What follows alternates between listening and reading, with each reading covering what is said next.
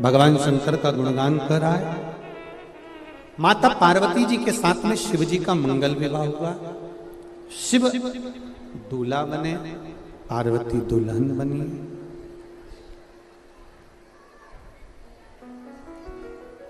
और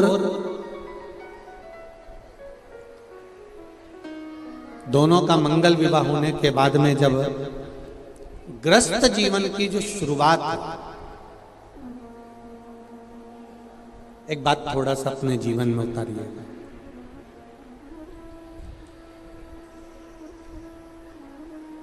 अच्छा लगे तो अपने जीवन में उतार कर जरूर रखना कि जिस बेटी का विवाह जब हो जाए और बेटी ससुराल चली जाए तो मेरी माताओं से, मेरी दीदियों से, मेरी बहनों से निवेदन करूंगा कि जब बेटी का विवाह हो जाए और बेटी ससुराल चली जाए तो निवेदन है बेटी को यह सीख देकर बताना, उस जगह पर रहकर उसको समाप्त कर।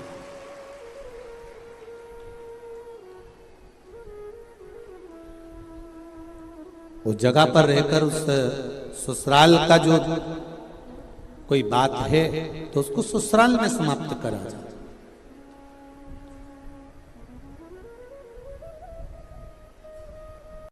बड़ों की, जितने घर में जो बुजुर्ग होते हैं ना, घर के जो बड़े होते हैं, बड़ों की बात आज के जमाने में कोई नहीं मानता, पर बड़ों की बात का बुरा सब मानते। बात नहीं मानेंगे पर बात का बुरा अवश्य मानेंगे। एक समझने वाली बात है कि बड़ों की बात का, आप कहते हो, कई लोग कहते हैं हमारी बात हमारा छोरा नहीं सुनता, हमारी बात हमारा बेटा नहीं सुनता, हमारी बहू नहीं सुनती। बड़ों की बात आज के जमाने में कोई नहीं मानता, पर बड़ों की बात का बुरा प्रत्येक व्यक्ति मानता। और शिव महापुराण थोड़ा उल्टा कह रहे हैं। शिव महापुराण की कथा कहती है कि बड़ों की बात का कभी बुरा मत मानो और उन्होंने जो बताया है उस पथ पर चलने का प्रयास करो, कभी भी खड्डे में नहीं।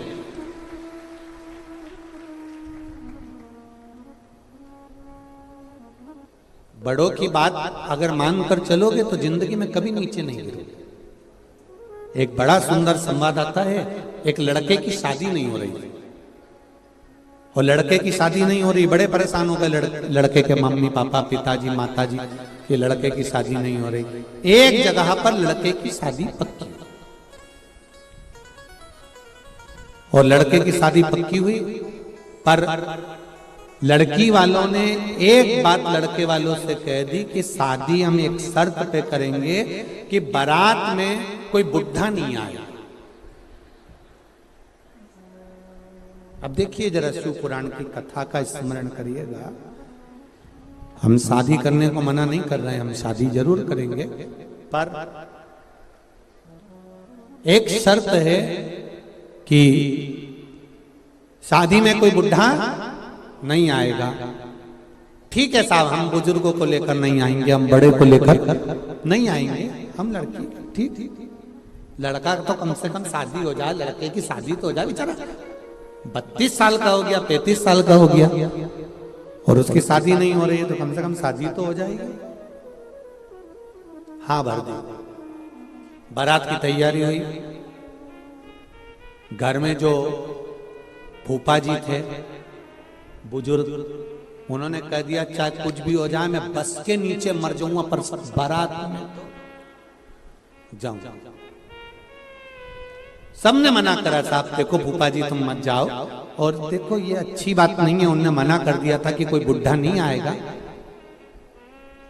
आपको नहीं ले जाएंगे। नहीं, मैं तो जाऊंगा, चाहे कुछ भी हो जाए, मेरे को तो जाना। एक काम करो, अगर ऐसे नहीं ले जा सकते तो मिठाई के डब्बे में मुझे बंद करके ले जाओ। अब बुढ़े व्यक्ति को फूफा जी को ने खोखे में, परंतु ले तो जा रहे हैं, पर एक बात याद रखना, हम तुम्हें निकालेंगे नहीं, अंदर ही पड़े रहो। हाँ, हम बस के अंदर पड़े रहेंगे, कोई बात नहीं, पर जाऊंगा। अब वो मिठाई का बड़ा डब्बा लिया, उसमें इनको भर दिया, 2 छेद कर दिए उसमें, जिससे श्वास चली जाए, और इनको बारात में ले गए।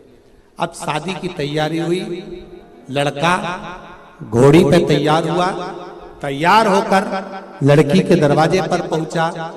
बरमाला का समय आ गया। लड़की के पिताजी ने एक बात कही, लड़की बरमाला तब डालेगी,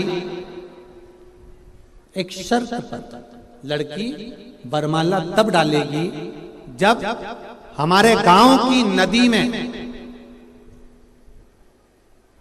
जैसे पानी बह रहा है उसकी जगह दूध बहा दोगे तब। अब तो सारे बारातियों ने सोचा कोई शादी हो रही है, फालतू का बात कर रहा है, नदी में कोई दूध बहेगा,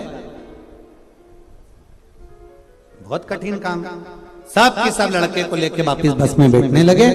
पीछे फूफा जी ने आवाज लगाई खोखे में से कड़कड़ करा, तो किसी ने सुना क्या बात है। फूफा जी ने पूछा क्या हो गया। लड़की के पिताजी ने बोला है कि शादी एक शर्त पे होगी, गांव की नदी में दूध भरा जाए तो लड़की भी आएंगे, नहीं तो नहीं भी आएंगे। तो इतने में अंदर फूफा जी ने बोला तो फिर क्या कर रहे।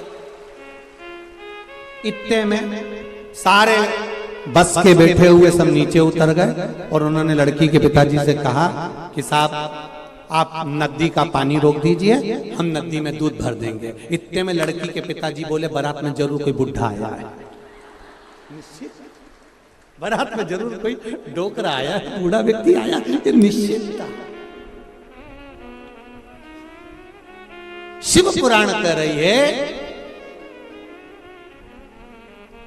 बड़ों की बात का कभी बुरा मत मानो, अगर बड़ों की बात को मानकर चलोगे तो ये निश्चित है कि तुम अपनी मंजिल तक पहुंच जाओगे, आपको मंजिल मिल